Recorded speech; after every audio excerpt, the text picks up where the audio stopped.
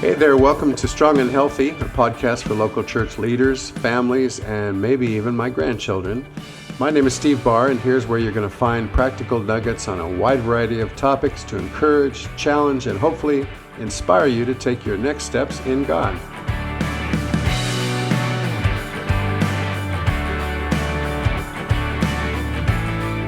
Hey, welcome back, everybody. Today I have another story for my grandchildren, and you might enjoy it yourself. And this one is entitled, Keep Pushing. Keep pushing. Don't give up. That's a theme of mine. Don't give up. Don't look back. Keep moving forward. God always expects us to grow and to increase. Paul said, I don't look behind. I keep my eyes forward, fixed on Jesus. And so I remember the first time I drove a vehicle by myself on public streets, and I was only 10 years old. I didn't exactly plan it beforehand. It just sort of happened. It was during Easter vacation while I was with my neighborhood buddies. And if you want to get a picture in your head of what my neighborhood buddies are, if you've ever seen the movie Sandlot, just picture those group of guys just hanging around, just being goofballs. We were at our local schoolyard playground about a mile from our house, and it was vacation, so there were 5 of us there that day because my friend Mike had just received a hand-me-down go-kart that was really kind of held together with duct tape and chewing gum, and it really was a mess. There was no brakes on it. There was very loose steering. It shook and rattled, and it barely rolled. And we absolutely loved it. And we were determined to get it running and to take turns riding on the blacktop at the school, elementary school basketball and foursquare courts. So I will post a picture, if I can, in the show notes of what it looked like with my friend Mike on his go-kart. But the only way to get this go-kart to go was by having a couple of us push while the lucky driver sat in the cockpit and would hopefully get to ride gleefully off into the sunset. And the only way to stop it was by turning off the engine and letting the motor slow it down.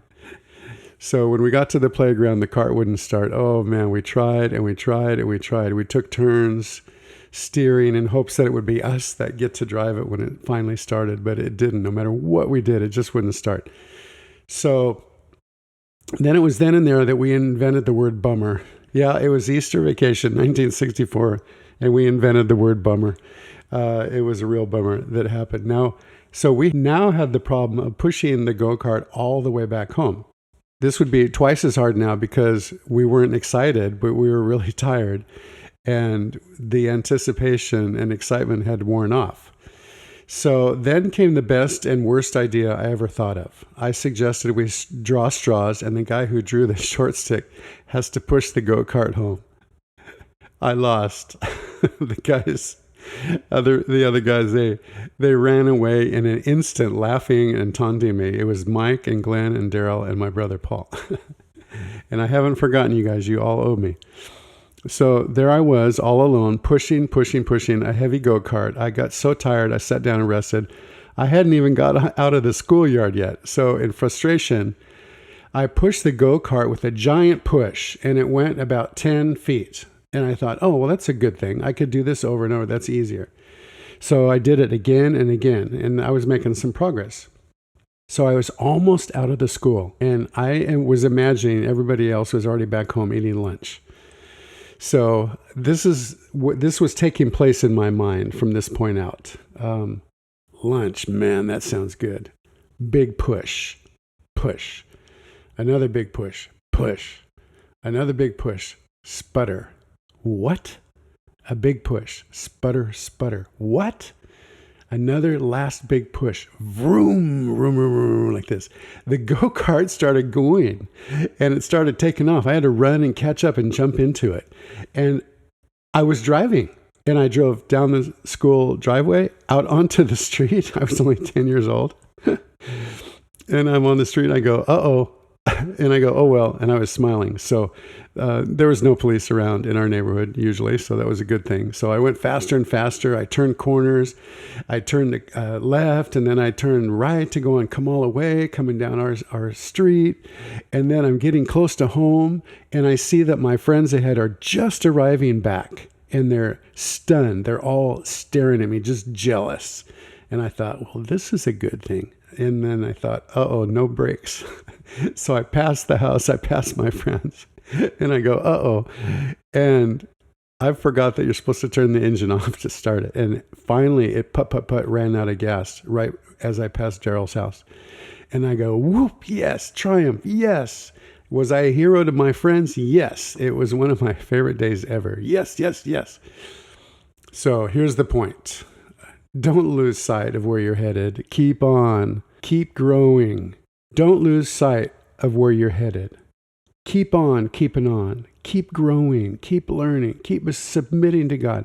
Keep loving others. Keep serving. Keep hating sin, and keep your eyes on Jesus. Hebrews 12 verses 1 and 2 out of the Message says, do you see what this means? All these pioneers who blazed the way, all those veterans cheering us on. It means we better get on with it. Strip down, start running, and never quit.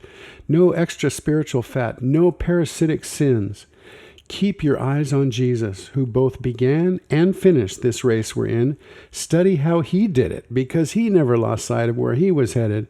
That exhilarating finish in and with God, he could put up with anything all the way, cross, shame, whatever. And now he's there in the place of honor right alongside God. I want to encourage you, and I pray that you'll all keep loving and serving Jesus with every ounce of your strength until you have had that exhilarating finish and you're in the presence of God. I love you guys and appreciate this time. I just want to say that no animals or children were injured in the making of this podcast. And remember that this story took in place in the days when you were on school vacation. You only went home when the streetlights came on. So, of course, our parents had no idea we were preparing to all go driving around the school playground in a go-kart. But we also drank out of water hoses, we jumped off roofs, we climbed trees, we made our own skateboards out of our sister's skates nailed to a piece of scrap boards. We played hide and go seek with walkie-talkies in a 6-block radius around our house for hours and hours.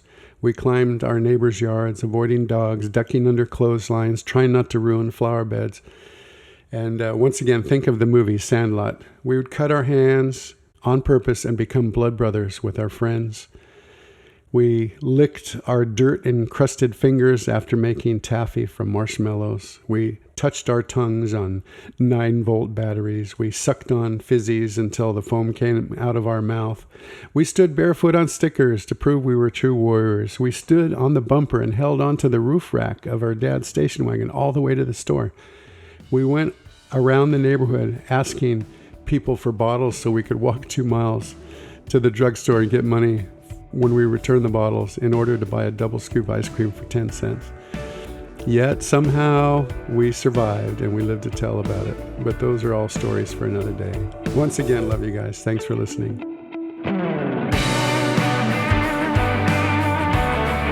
Hey guys, thanks for joining in with me today. I'm really encouraged to see folks wanting to become more fruitful and effective in their ministries.